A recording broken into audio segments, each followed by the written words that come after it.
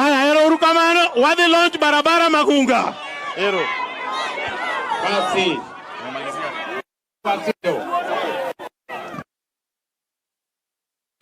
Mimi nataka niwaulize, munasema sisi wote tushirikiane, tufanye kazi pamoja, tupange mambo ya maendeleo, tupange biashara na tupange ajira ya hawa vijana. Vijana muko? Vijana wa Sindo muko? Nataka munisikize kwa makini. Mimi narudi hapa Homa Bay kuja kuanzisha awamu ya pili ya affordable housing.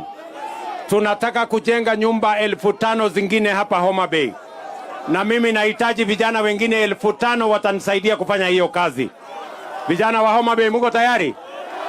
Vijana wa Sindo muko tayari? Jambo la pili, nimekubaliana na huyu Karoli Omondi ya kwamba tunaenda kujenga ICT hub katika kila ward hapa katika Suba South na kila ward katika taifa letu la Kenya. Ndio tuwapatie nyinyi vijana nafasi ya ajira. Nyinyi mufundishwe vile ya kutumia makompyuta na tuwafundishe vile vile mambo ya digital jobs. Vijana wa hapa muko tayari kwa hiyo kazi? Muko tayari? Si tulikubaliana tupange ajira ya vijana? Hivyo ndio vizi tunataka. Mimi sitaki kusema kuzidi hapo. Mimi nawashukuru sana. Wacha niende nianzishe hiyo barabara.